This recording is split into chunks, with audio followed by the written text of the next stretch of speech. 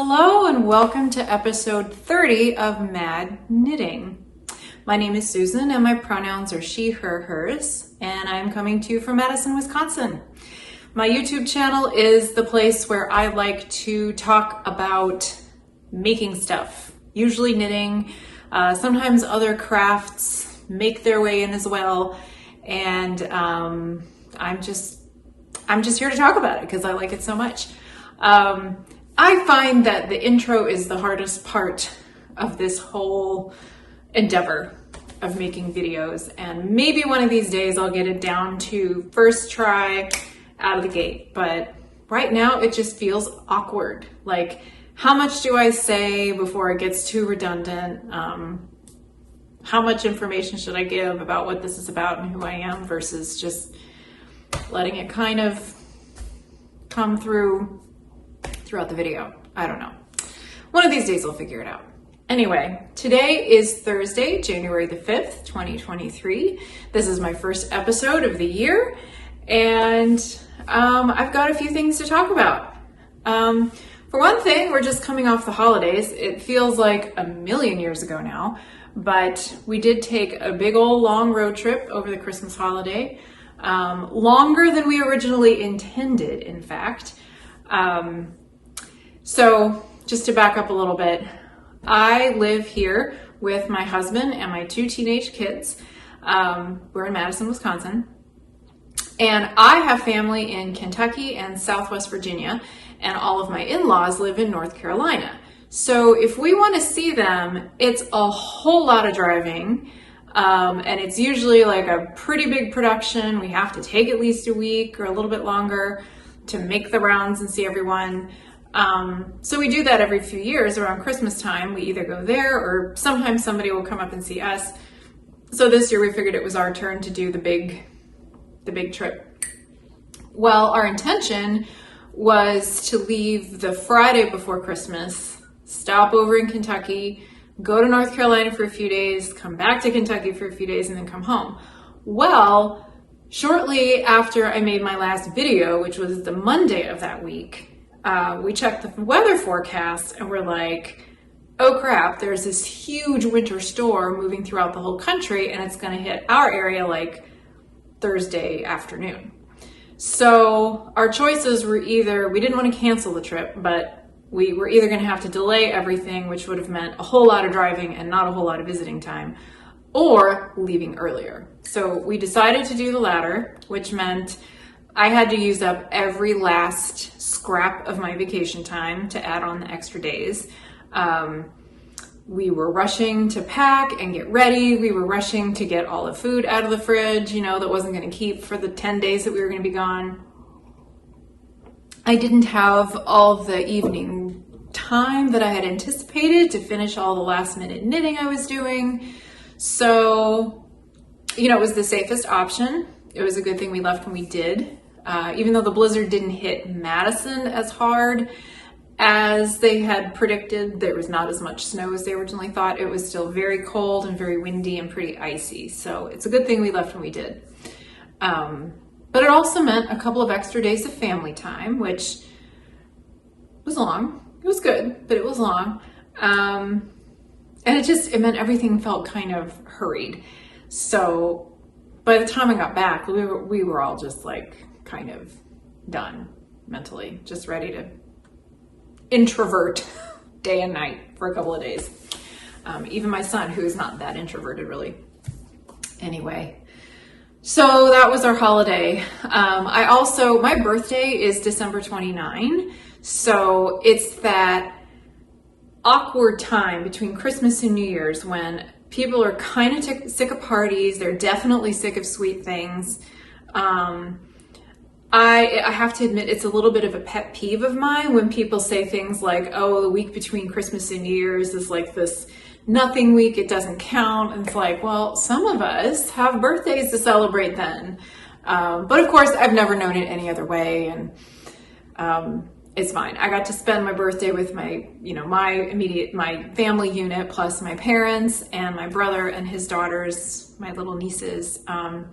Unfortunately, my sister-in-law had was testing positive for COVID and had to quarantine during that time. So she stayed home. She got some time to herself, which was good. But we missed her. But I did get to spend my birthday hanging out with some family, so that was good. Anyway, I won't go on and on about our holiday travels because I don't think that's really interesting to anybody except me. But all that to say, I had a lot of car knitting time, especially since my oldest child now has a driver's license and he was willing to take some of the driving responsibilities. And I fortunately am able to sit in the back seat and knit in the car, and I don't have a problem getting car sick or anything. So between my husband and my son, they did most of the driving and I did a whole lot of knitting. So it all kind of worked out. And I'll talk a bit about the things I was working on when I get there. Let's see what to say. So it's the new year. I feel like the holidays are like a million years ago. I think it's just a tendency of mine to kind of look forward and not necessarily look back. I don't feel particularly inclined to do like a 2022 wrap up or retrospective necessarily. Even though having my birthday at the end of the year does make me a little bit reflective, I don't know that I have anything like really, I don't feel like doing some kind of end of year wrap up necessarily. But yeah, here we are. As of now, as far as I know, we don't have a Speaker of the House in the US Congress, which is kind of wild. Do you know of anybody else who has lost like 6 elections in a row, like over the course of 2 days? That's never happened before. And I have to say, like, it's made for some funny memes and made for some interesting posts on social media. And it's been kind of interesting to watch that whole meltdown in the GOP, but it's also a little bit scary. Like, you know, I am no fan of Kevin McCarthy, but also just to see how one of our 2 major political parties is kind of being held hostage by this extreme wing that seems determined just to undermine every democratic principle we have in this country. That's disturbing, and it's happening so publicly here that like the rest of the world is watching, and I think there are plenty of other countries taking note and trying to get a better understanding of just where our weaknesses are, and that's just like, that's not a good place to be, in my opinion.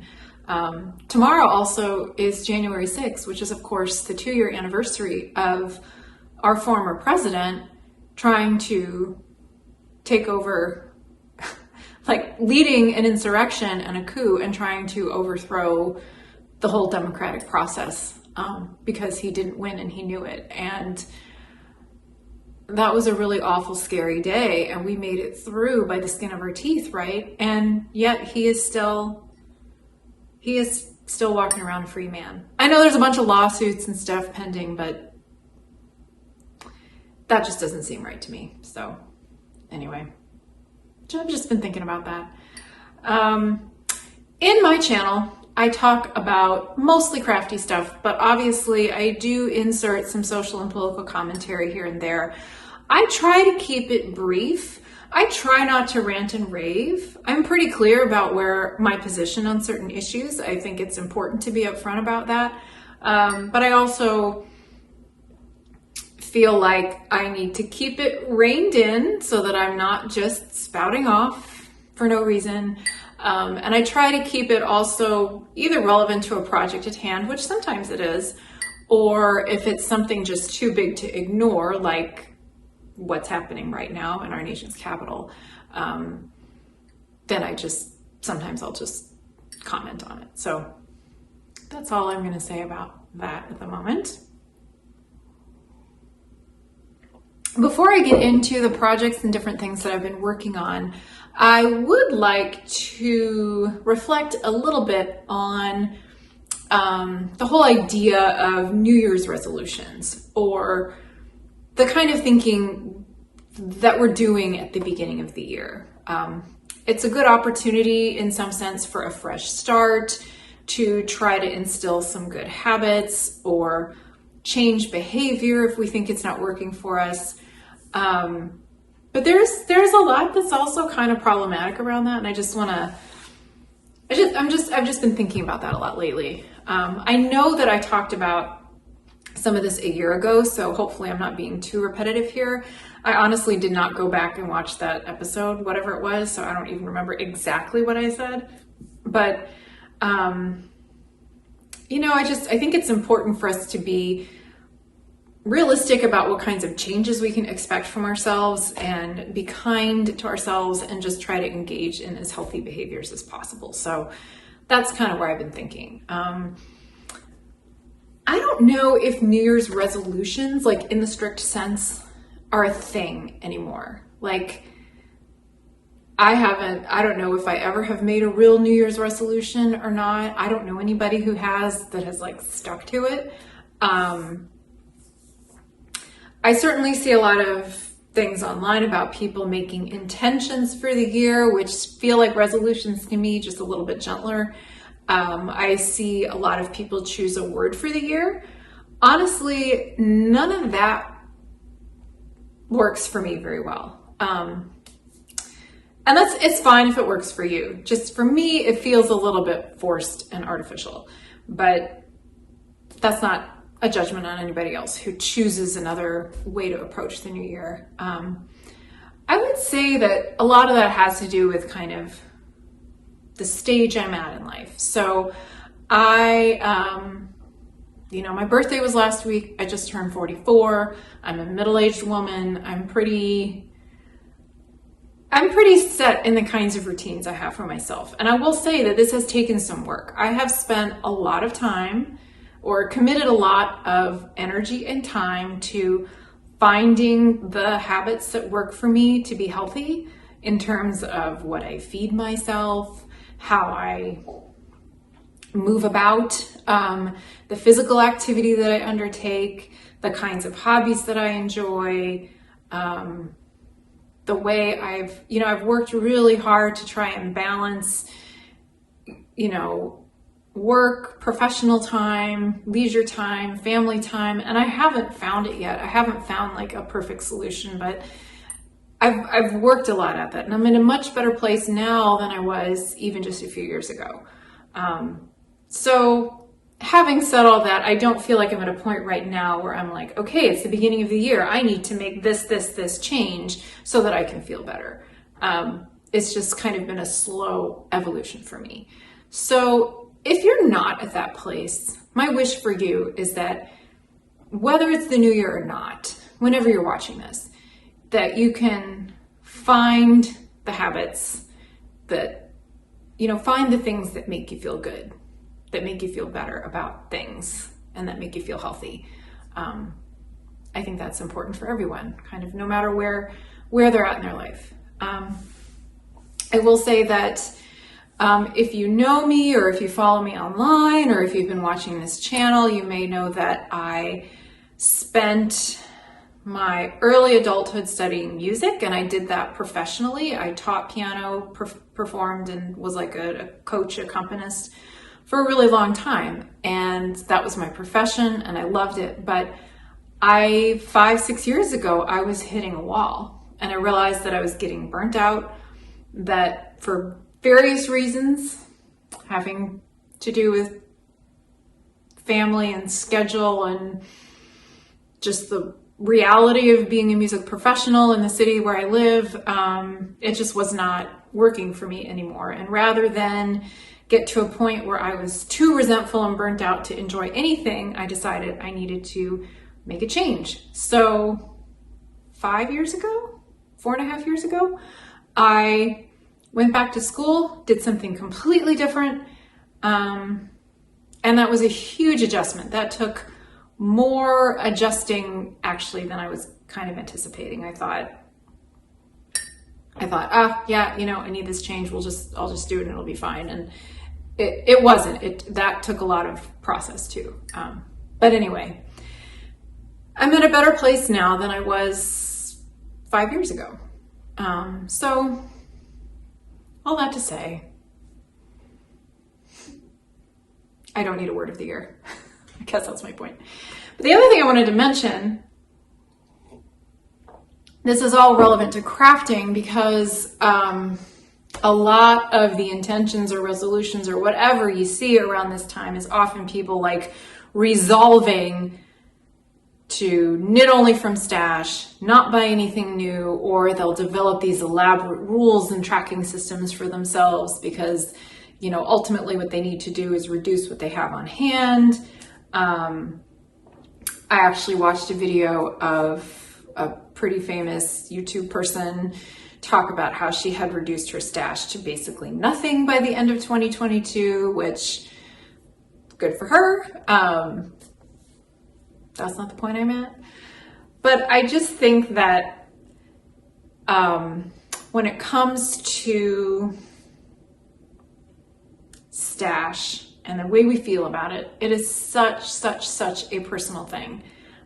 Some people, like if you live in a small space or if you move frequently or if you don't have, you know, a lot of disposable income, or, you know, if excess is a stress factor or an anxiety trigger for you, like absolutely have a small stash or have no stash, you know, just go one project at a time and that works for you fine. Some of us have more on hand. I personally like having a lot that I can have on hand to choose from so I can have many projects going at once. And you know, there's the reality that I have overbought. I've got more than I should, but I'm trying not to feel guilty about it because it's also part of my creative inspiration. And I feel very strongly that we shouldn't judge anybody else for where they're at in that. I think that around this time of year when people start making resolutions or, you know, intentions or whatever around stash reduction or low buy or no buy or whatever. I mean, you do have to do what works for you, but I see a lot of problematic language creep in. Stuff like guilt and indulge and diet, like these words that are actually very connected to diet culture, which is not healthy at all. Because it's all about like deprivation and indulgence and guilt and cycles of shame. And, you know, we often judge other people based on our own experiences too. I think that's another big part of it is this tendency to take my own experience and impose my feelings about that and about myself onto somebody else. So in the same way that we have a very fat phobic culture where we will treat fat people as though they have no discipline or that they are lazy, these, you know, just these awful assumptions we make and these biases we have without even realizing it, we will project that onto people for other issues as well. And I think stash, you know, for us in the crafting world, stash is a place where that happens quite a lot. Like, oh, this, you know, like if I see somebody with a huge stash, bigger than mine, I might assume that they have no self-control, that they do things for emotional reasons, that somehow they don't have the discipline or maybe the same morality that I do. And that's just ridiculous. That's none of my business, right? So I need to make decisions about my own stuff. And as long as it's not affecting my own health or my family's health and well-being, like, that's my business and that's not anybody else's. So that was a whole ramble, but my point is I'm not going to judge you for your stash and for your decisions. And I really don't want anybody to judge me for mine either. So there. Okay. Wow. I've been talking for a while. I just looked at the time and it's been 19 minutes. So let's get into the making stuff. I will put timestamps in the description box in case you want to skip over things, in case you don't want to hear me yammer on about other topics. So, okay. So first of all, I am wearing a sweater that I made last year. This is the Buffalo Rose tee, which I converted to be long sleeved. The original is just short sleeved. The designer is Karel Chan. who's also online as Casey Knitting Co. And the thing that attracted me to this sweater was this color work going on in the trunk. It was a pain in the ass to knit, I'm not gonna lie, but it's beautiful and striking, and I learned how to do ladder back jacquard, which helped immensely. And I'm very pleased with how this turned out. I did have to make some modifications to the pattern, and I used stash yarn to make it. And in the video where this was my finished object feature, I talked all about that, so I won't repeat it here, but it fits very nicely, and it's very warm, and it's all wool, and it is part of my regular rotation. So I happen to be wearing it today. Okay. Now, usually I start with finished objects. So let me find the first one. Actually, there are two finished objects that I cannot show you because they were gifts and I gave them away. Those hide and seek sweaters for my nieces by Dani Sunshine. I was hoping to finish here and at least get a picture or two before leaving. Well, because we had to leave early and it was all kind of chaotic, that didn't happen. I finished them. I worked on them in the car. I worked on them while we were in the first part of our trip because I didn't see them until the end of our trip. And it still somehow took so long to get everything done because I had to finish the top and I had to do the neckband and I had to do the sleeves on both of them, plus sew down the pockets and hide the ends. That all took enough time that I was weaving in ends in the car during the last hour of the trip from North Carolina back to Kentucky when we were going to see them. So I didn't even get them blocked before I gave them away. Didn't get pictures. Hopefully my brother will send me some pictures. I don't know how much his daughters will wear them because they do fit. I was able to at least hold them up to make sure they fit. But they're pullover sweaters. It's DK superwash wool, so they shouldn't be too overly warm, but I noticed that the younger niece especially just runs really hot. Like, we were outside on the playground one day when it was like about 45 degrees Fahrenheit and she didn't even really want her jacket on. So I don't know how much she's gonna wear a pullover sweater without overheating, but that's okay. They're adorable. I know that they were excited to get them. The little hats that I made, which I showed last time, they loved those. They were wearing those outside, so I'll consider that a win. But I'll keep in mind for the future that they run hot. So it's probably going to be cardigans or like cotton summer blend yarns or toys for at least the next little while for those kids. So anyway, those are done. Hopefully I'll get photos eventually, but I'm not gonna cry into my beer if I don't get it. The second finished object are these mittens for my son. This was the other thing I was working on in the car, or another thing I was working on in the car. This is the pattern Lines by Tin Can Knits, published in the Making magazine. I used Icelandic wool that I bought in Iceland. The blue is this indigo dye, and as I was knitting it, it was totally turning my fingers blue. In my right hand especially, because that's where I was carrying the blue yarn in my right hand because it was the less dominant color.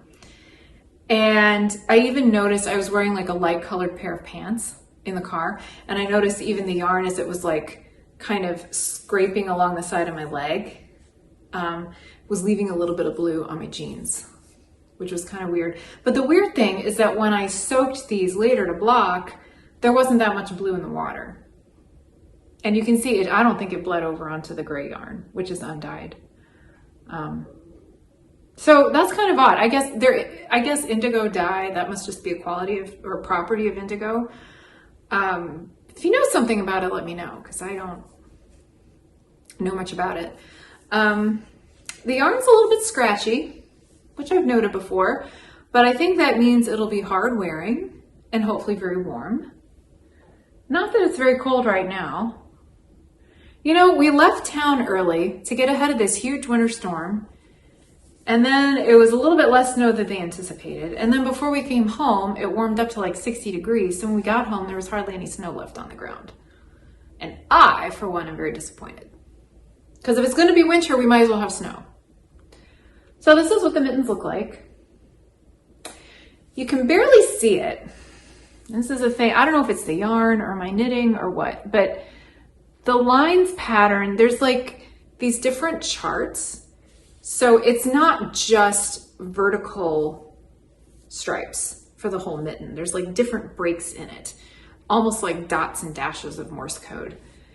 And I don't know how well that shows up. I think you can see it at the top of the mitten where it's a little more broken up, and maybe at the end of the thumb. I don't know if you can see it very well there. But I feel like on the pattern photos, it stands out more than on the ones that I made, which is okay. They're still nice looking mittens. Another thing is that I was unsure about having enough of the blue yarn, the main color. So I did a provisional cast on at the cuff and started straight away with the color work on both mittens, and then this was kind of a pain, but whatever, unpick the provisional cast on just to do the ribbing at the bottom later. I would have had enough to do a longer ribbing for the cuff as it turned out, but this might be an issue with my row gauge. It turned out, I mean, my hands are a little bit smaller than my son's, but you can tell it's a pretty long mitten to begin with, even without the ribbing. So he didn't really want it any longer than that. So I actually have, you know, a little nugget of the blue left over. Yeah, I also went down at least 2 needle sizes, but the ribbing does not seem to be that tight. So yeah. I wonder if that is a property of, I don't know the breed of sheep, but this is some kind of Icelandic wool. And I have noticed when I've knit with 100% Romney that I've gotten locally, that it's hard to get a really small gauge, like even when I keep going down needle sizes. So I don't know if it's like a thing with long wools where you can't get it to compress as well for the ribbing. I feel like somebody who's a spinner or like a sheep farmer might know, like a wool sheep farmer might know about that, but I just don't. So I'm curious. I'm curious about that. If long wools don't compress as well on small size needles when you're trying to make a really dense gauge. In any case, the mittens are done. I am pleased with them. When it gets really cold, he'll be wearing them. And that is the one finished object I have to show you. Now, as far as works in progress, I've got 2 things plus another sort of different kind of project, and then a couple of older things. So I'll start off with kind of the boring one. This is also for my son. I talked about this in my last episode that I really wanted to make him a pair of black socks because he failed sock inspection at his last orchestra performance, which I thought was kind of hilarious because what he was wearing was these really, really dark charcoal gray ones, and somehow that wasn't close enough. So I bought black sock yarn. This is the unused skein. This is Knit Pick Stroll in the color black, shocker. And I cast this on in the car. You know, knitting black yarn is no picnic. And this is a plain Jane sock, like there's nothing, you can probably barely see what's happening, but I'll just tell you, it's a 2x2 cuff, plain stockinette leg, eye of partridge heel with the little I always do this, so I talk about it all the time, but there's 3 garter stitch edge. Camera does not want to focus.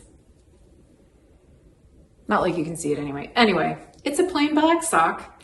I have stitch markers to know where I changed something, like this one marks the end of the ribbing. This one marks where I started the heel. This one marks where I held it up against another sock and figured out I need about an inch to go before I decrease for the toe. So once I get an inch past this little marker, then I'll know it's time for toe decreases. So I just need to finish this and at the second one. And you know, it's a plain sock, so even though it's black and it's a boring kind of project, it went fast enough while I was working on it. So his birthday is in early February. So anything I don't get done for Christmas, I just save for his birthday. So I was totally working on this in the car, and I don't think he had any idea that I was making him a pair of socks. So anyway, so that's one work in progress.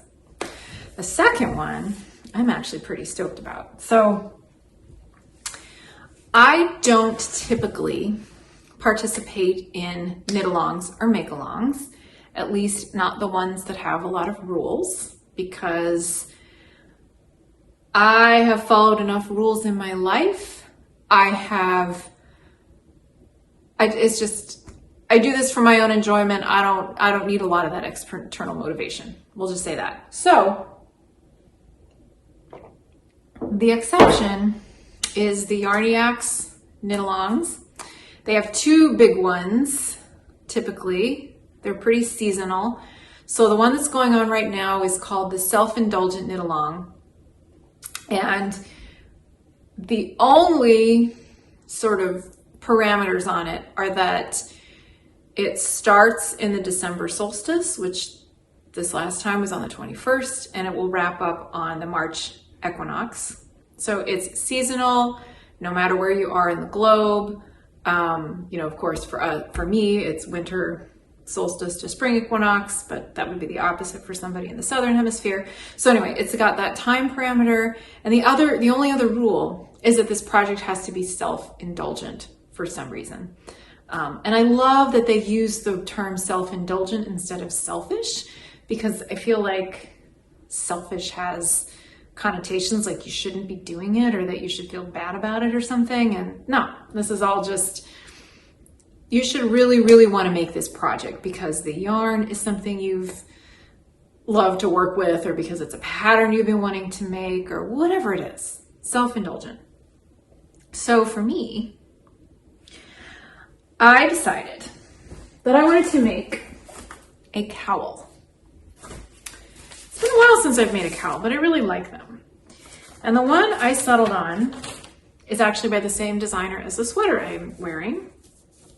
It's called the Willa cowl, and this is a really crappy black and white photo. So I will nab a photo from online to share.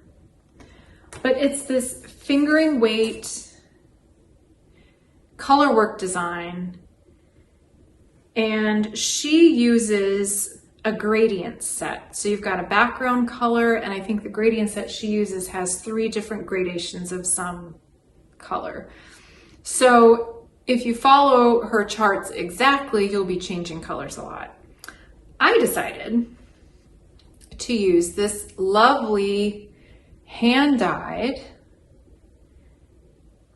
2-ply Highland wool. It's a fingering weight. I don't know what oh no, I do have the label. It's by the Periwinkle Sheep. This color is called Plum. And I don't know why I show labels. They never focus. It's so annoying.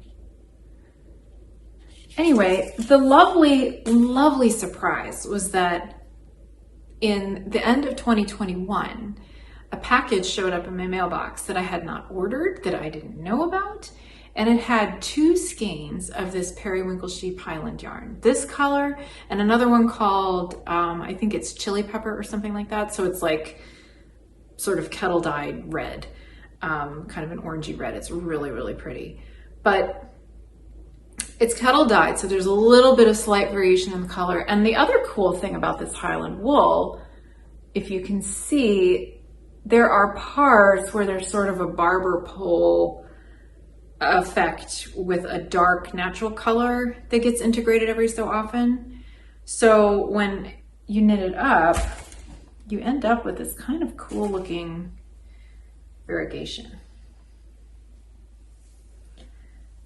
I am almost done with this thing. I started this in the car last Friday, and that was not even a week ago.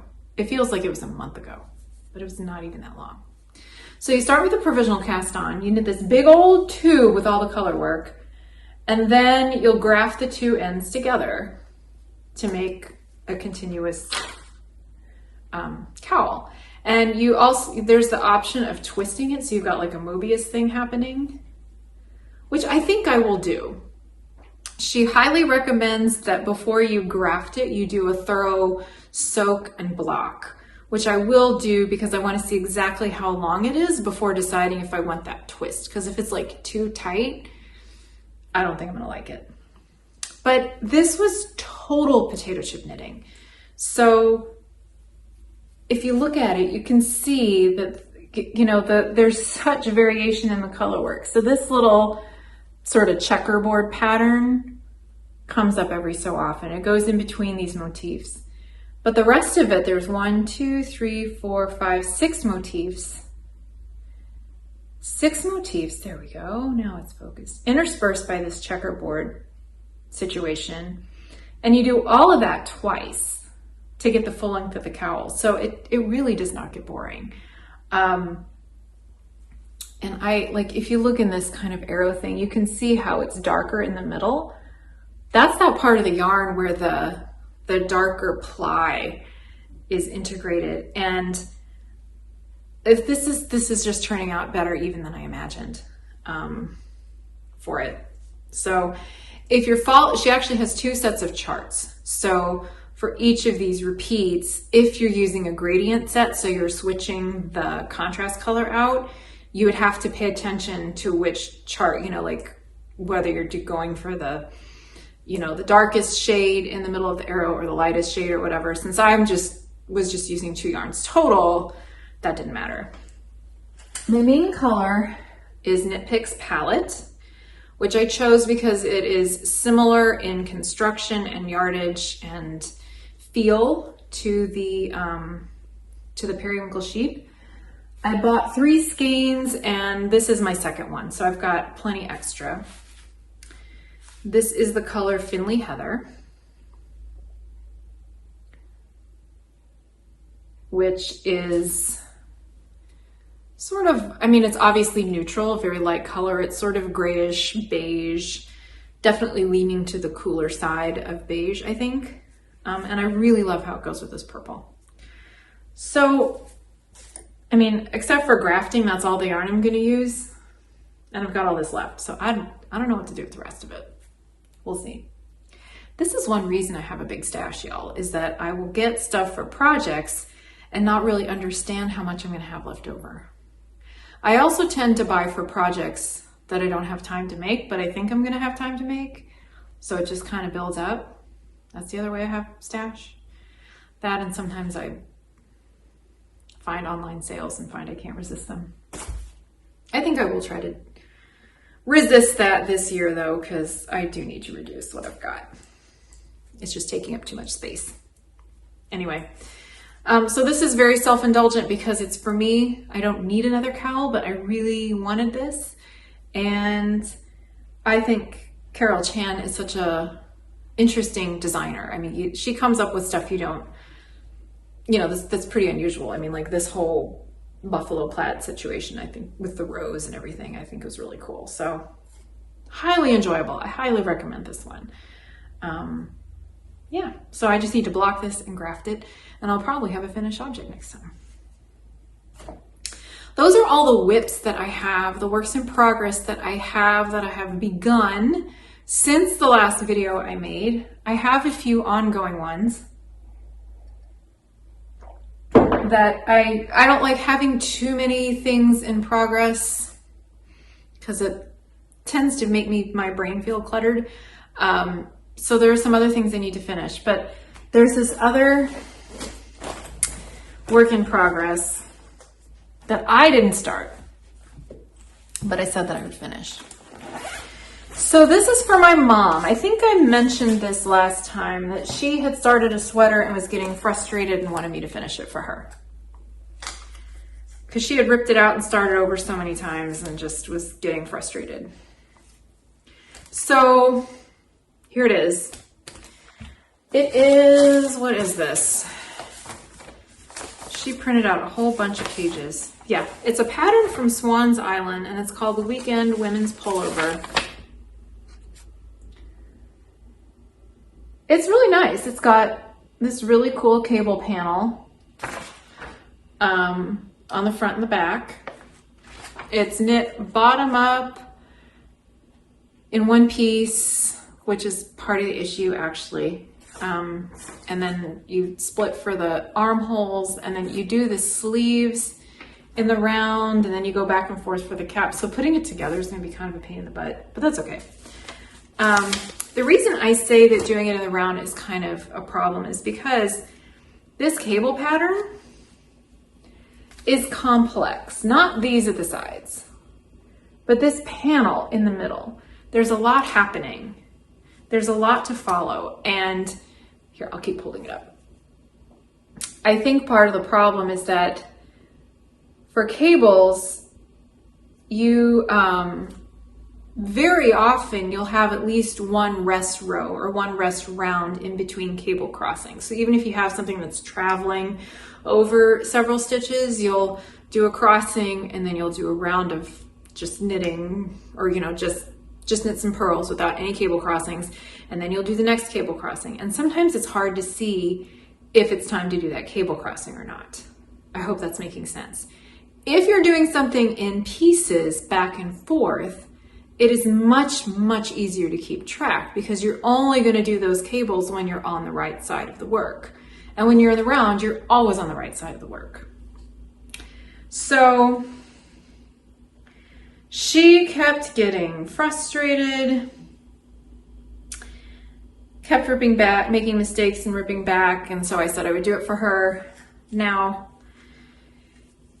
I took some notes because I needed to know how long she wants it before she gets to the armhole, etc., etc. Another thing is that my mom, she's in her 70s, her back is a little bit curved, and she likes to add short rows to add a little extra room to go over that curve so that she doesn't have an awkward, that the back isn't riding up and flipping out.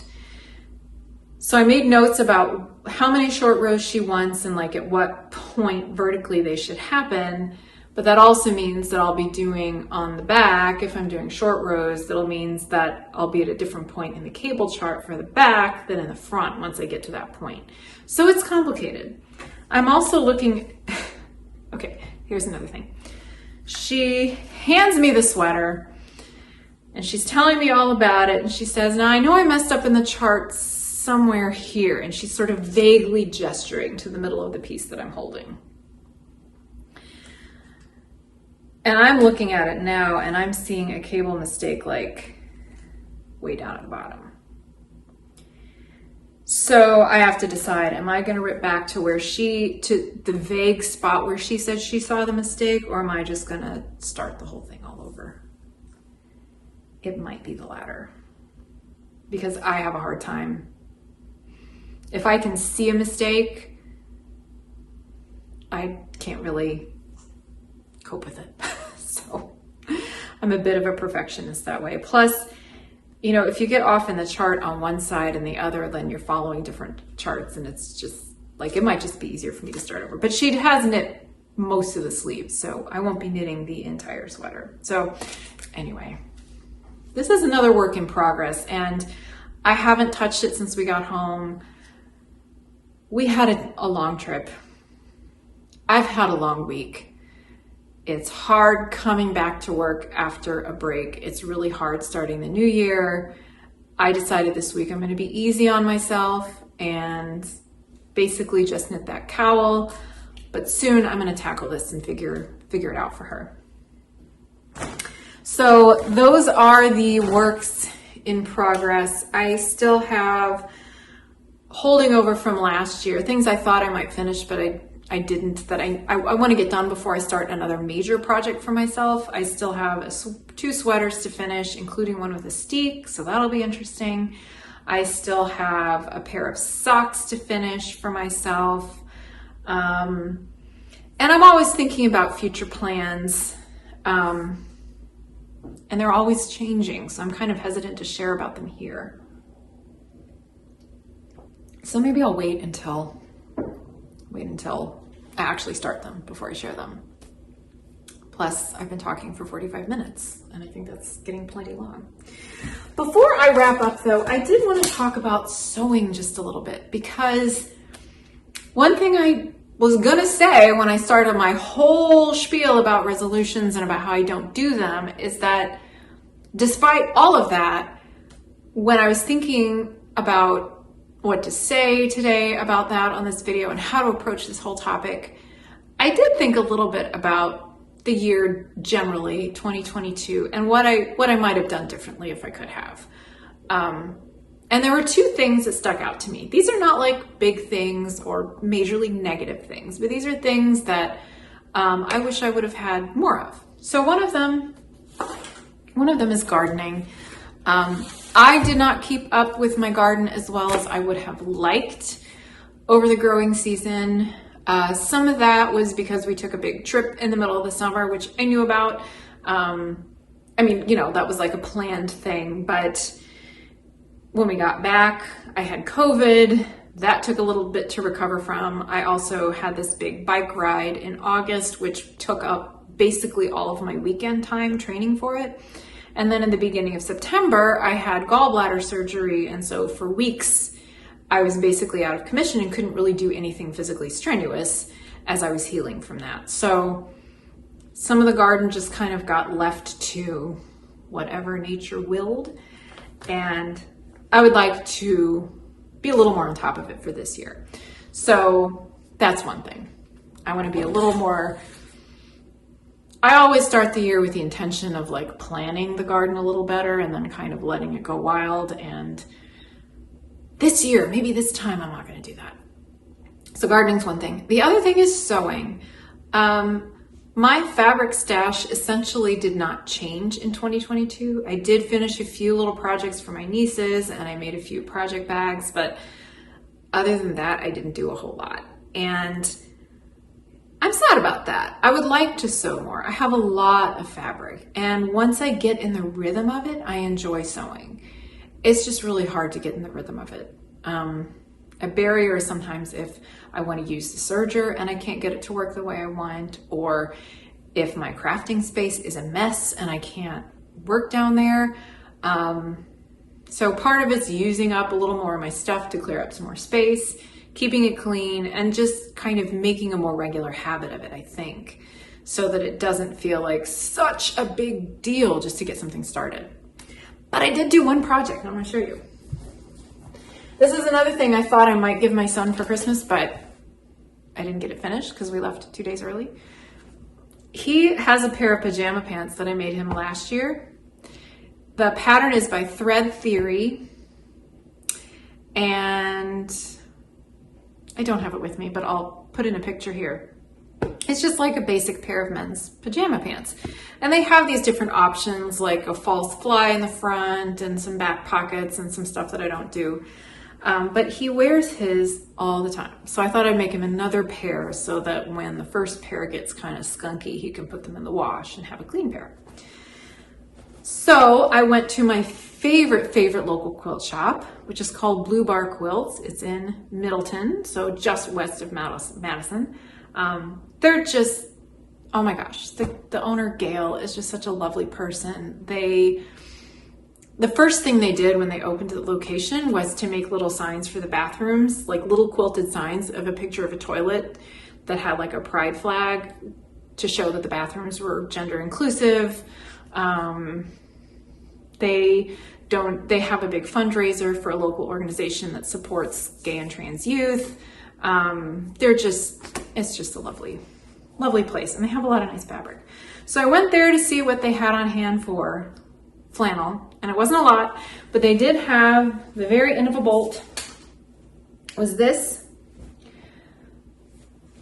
really nice soft flannel. I think it's like a Robert Kaufman, which is kind of a ubiquitous brand, but it looks like little Tweety Flex or something.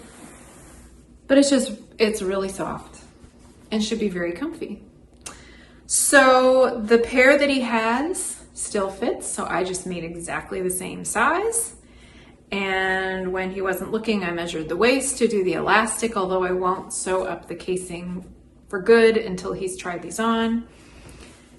And the one sort of extra thing I did, I mean, it's in the pattern, but I didn't do any of the extra features except for pockets, because it's just nice to have pockets on all your pajama pants.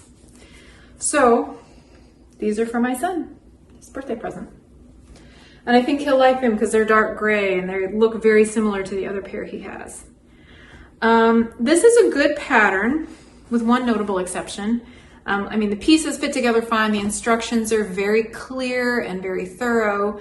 The only problem is that they give you some wackadoodle instructions for the waistband. Like, there's all this extra stuff and it doesn't work and it makes no sense. So on the first pair I made, I tried to follow the instructions and it practically fell apart after the first wash. It just made no sense. So for this one, I did what I always do, which is just fold down the top. Like, I measure to make sure it's very consistent, fold it down to the inside, and then fold the edge under again so that you have a nice clean finish. And I leave an opening, I leave a big gap in the back. I sewed this little bit of ribbon as a tag so he knows where the back is. I sew it down almost all the way around, leaving an opening to get the elastic through. I mean, that's how I always do it. So anyway, so that's one project. And it was so fast and easy, I thought that I might make myself a pair of pajama pants, and I think my daughter could use a pair. So when I get those done, I will be sure to share them with you because I have some flannel on hand. Yeah, so it should be good. The other thing is, when I was at Blue Bar, it is really so easy to just want a lot of the things they have. You know, they've got these beautiful fabric collections, and I picked up just a few fat quarters that they had on sale. And there was they were all kind of really dark shades of either blue or charcoal with different sort of either nighttime or camping themes. So I made a couple quilt blocks, and I don't even really know what I'm going to do with these, but they both look exactly like this. The mustard colored fabric is something I had in my stash already, left over from something else. I have a lot of little bits of things, so I try to use those at the same time. The block pattern is from this book by Tula Pink called 100 Modern Quilt Blocks, which I really, really like. I mean, it's literally 100 different blocks, and she gives you, there's 100 of these, so it'll be a photo of the finished block, a diagram of how you put it together, and then up here it shows you exactly what to cut out.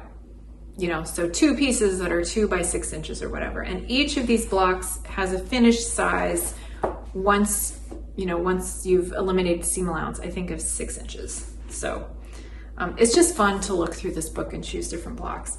The problem is that I don't have enough experience as a quilter to really know how much fabric to get or how to put things together or even how to combine fabrics. Like my mom is a really prolific quilter, and when she puts fabrics together, you know, you'll have 2 of them side by side that you wouldn't necessarily think, oh yes, those go together, like unless they're all part of the same set. I'm just like, I tend to want to put things that are very, very similar together. Otherwise, I think it's going to be too clashy. And quilts don't really work like that, especially scrap quilts. I think kind of more variety is better, but it's like decision paralysis for me. So anyway, so I picked a block pattern that I like, and I put it together, and then I put this border around, and I'm not convinced that I like the border. So I might take it off and keep the smaller block, but then I don't know what I'm gonna do with it. So I have these two, so I thought I might put them together to make a project bag. And I've got these other fat quarters, and I might make other project bags. I just don't know, but I like sewing them. They're fun to put together. Anyway, I want to do more sewing this year. And I don't want to try to make a lot of specific plans or commit to anything in particular, because for sewing especially, that tends to kind of stress me out and makes me freeze. Like, I'll think, I don't really feel like sewing this next thing, but that's what I said I would do. So that's what thread is in the machine. And then I just kind of get stuck, and that's no good. So I'm just gonna, I need to get things finished. Like, if I have a half finished sewing project, that'll never get done, but I want to just kind of release that energy, if you know what I mean. Because I like doing it. It's just a matter of getting over that hurdle of getting started and making some stuff. So look forward to more of that this year, I guess. Okay, that is all I have for you. I've been talking for long enough, so I'm going to end it there. Thanks for watching, and I will see you next time.